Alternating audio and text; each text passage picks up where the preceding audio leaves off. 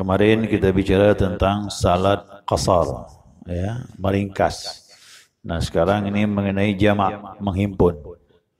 Ya, ada perbedaan ya. Mengqasar artinya meringkas, yang 4 rakaat menjadi 2. Nah, sekarang ini jamak. Jamak itu menghimpun 2 salat dikerjakan bersamaan, ya, dalam satu waktu. Nanti waktunya bisa dipilih.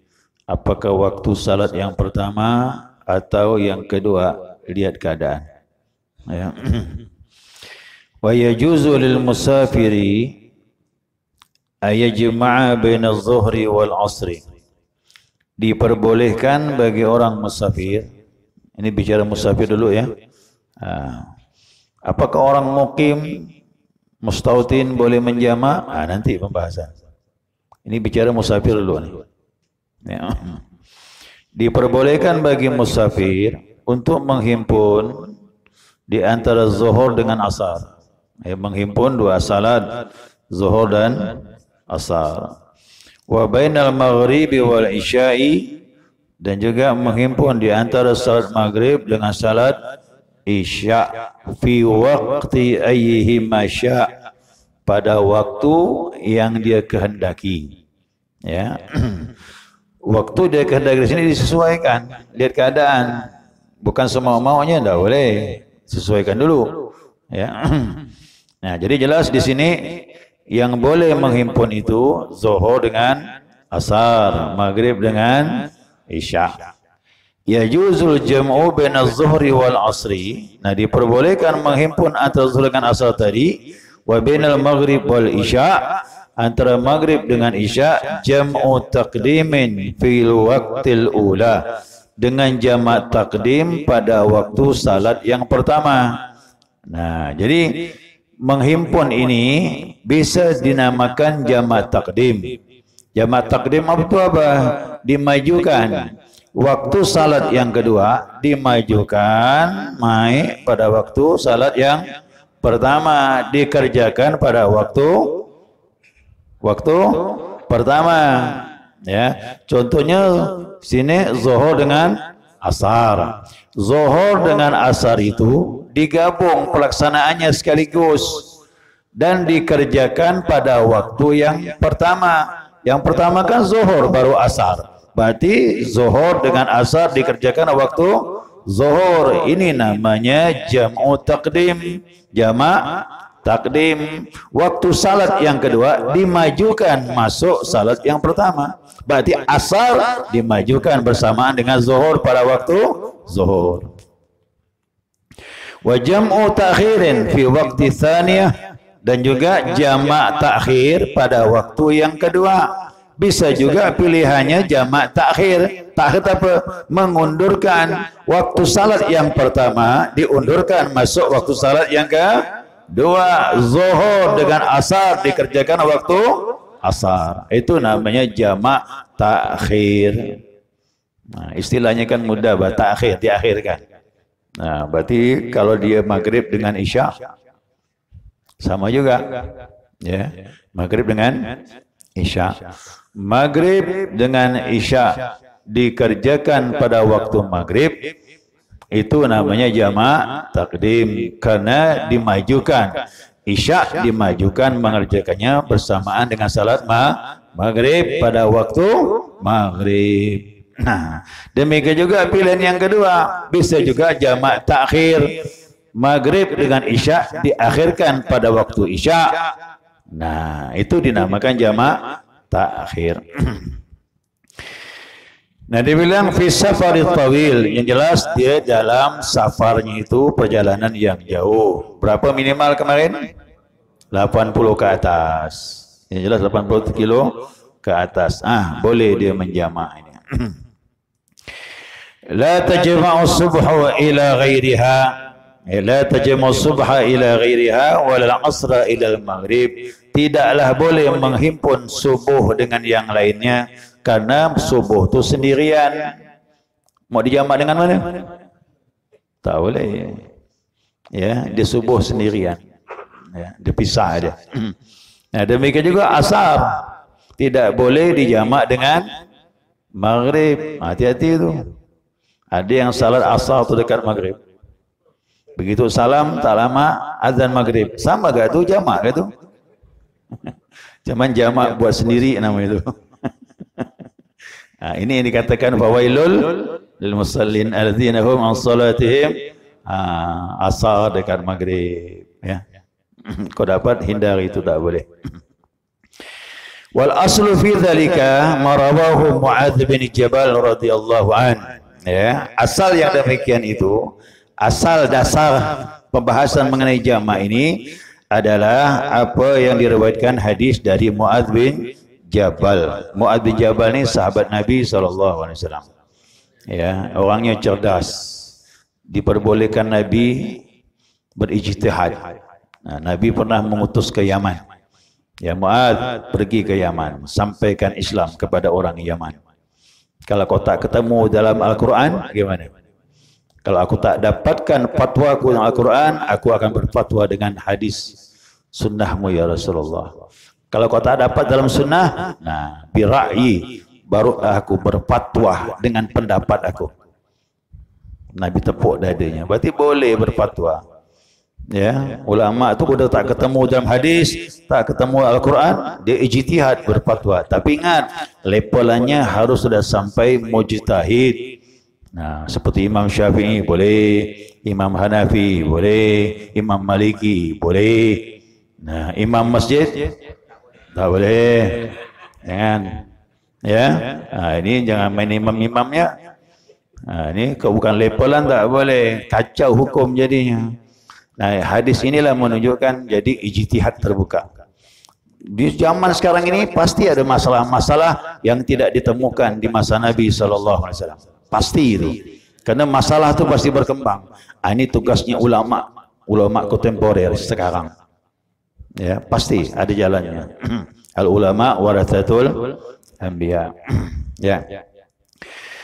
Muadz bin Jabal berkata, kharajna ma'a Rasulillah sallallahu alaihi wasallam fi ghazwati Tabuk. Kami keluar bersama Rasulullah pada perang Tabuk. Ya, perang Tabuk.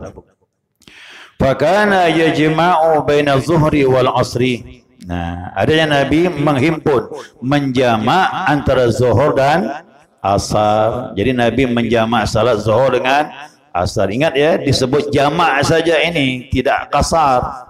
Berarti 4 rakaat zuhur, 4 rakaat asar.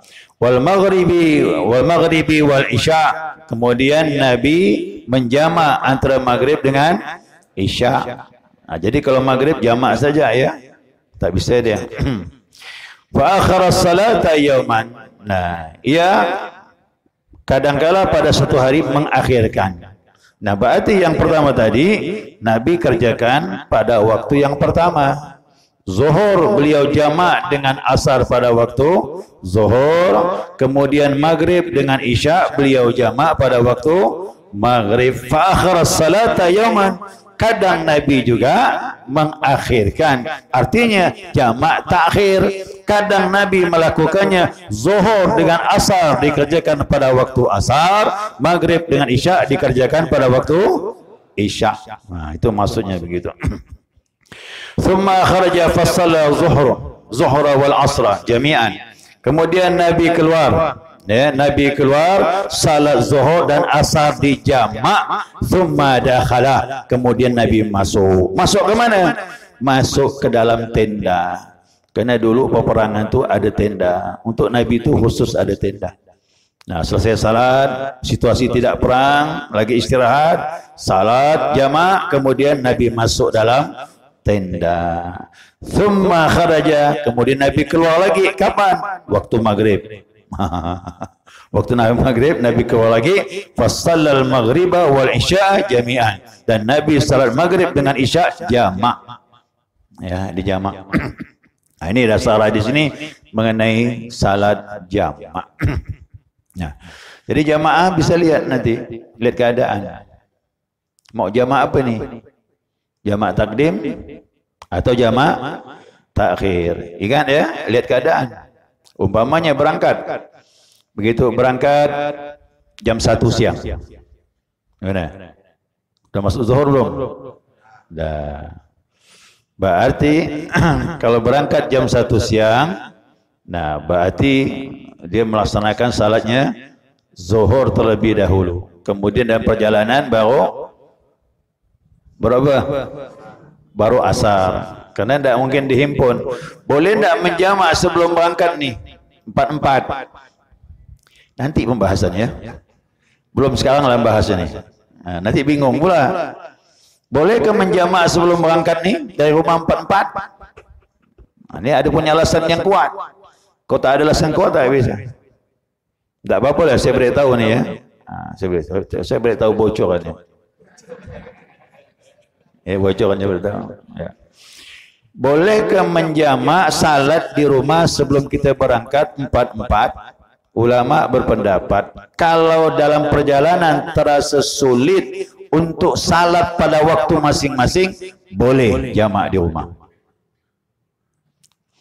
Tapi kalau tidak terasa sulit, tak boleh.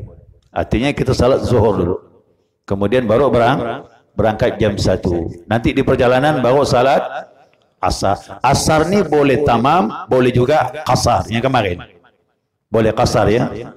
Nah, usalli fardhu asri rak'ataini qasran.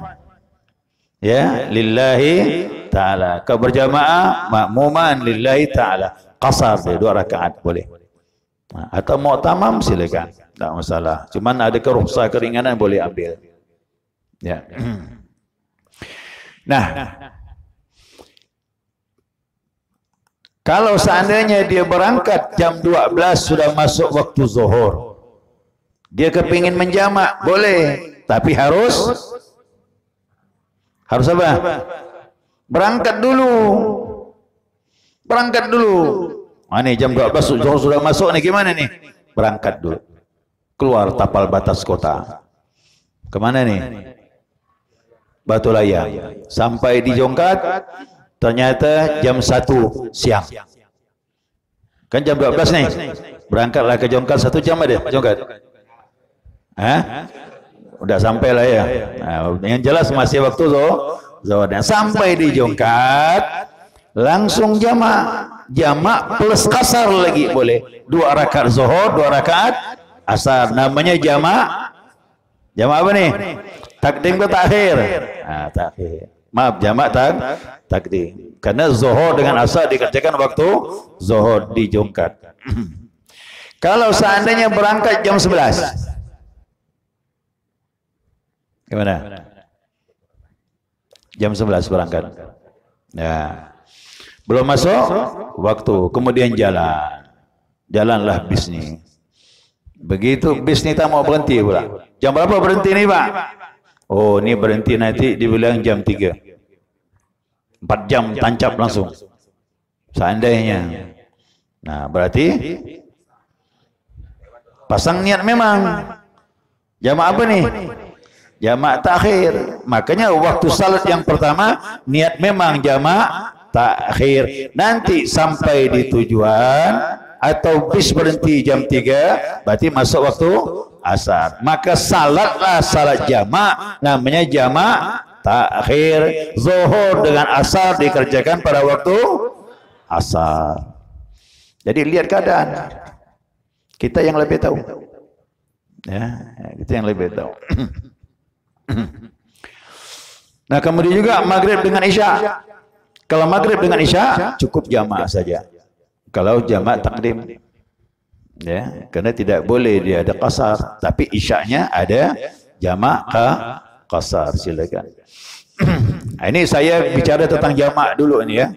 Nah, jadi jamak itu niatnya bermacam-macam jamaah. Pakai terjemahan boleh.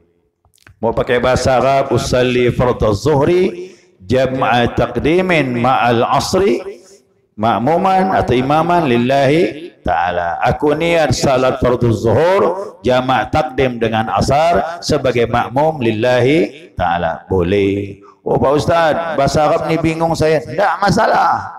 Niat boleh pakai terjemahan. Aku niat salat zuhur, ya, jamak takdim dengan asar 4 rakaat sebagai makmum lillahi. Sudah selesai.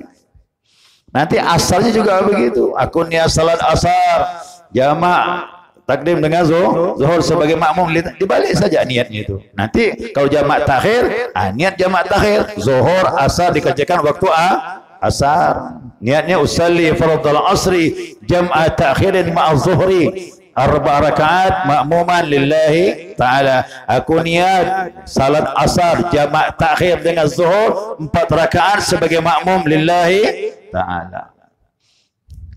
Paham bahasa Arab nih? Pakai terjemahan saja udah. Pakai terjemahan. Ya, terbetik di hati aku niat salat zuhur. Ya, jamak takdim dengan asar sebagai makmum, ya, 4 rakaat lillahi ta'ala. Nanti asalnya begitu, sama. Ya, seperti itu. Ada juga kalau dari ada terjemahan kitab itu. Dia usalli fardhu zuhri majmu'an ilal asri 4 rakaat makmuman lillahi ta'ala, bisa juga. Aku niat salat zuhur jamak dengan asar 4 rakaat sebagai makmum lillahi ta'ala. Nah, kalau langsung jamak dengan qasar digabung boleh. Usalli fardhu zuhri rak'ataini qasran majmu'an ilal asri makmuman lillahi ta'ala. Boleh digabung. Aku niat salat zuhur 2 rakaat jamak qasar dengan asar 2 rakaat sebagai makmum lillahi. Begitu dah. Macam mana? Mau bahasa Arab ke terjemahan? Terjemahannya lah lebih selamat nampak. Ya, inamal amalu. Jadi niat itu kunci penentu dia. Terlintas di hati, dah cukup. Ya, ya wallahu alam, cukup. Apa syarat-syarat daripada jamak ini? Apa saja syarat-syaratnya? Nanti minggu depan kita bahas. Ya, dia punya syarat nih. Ada syarat-syarat yang harus dipenuhi dalam menjamak itu. Ya, kalau tak dipenuhi syarat tadi, maka jamaknya batal. Ya, batal dia. Baik, sekiranya cukup.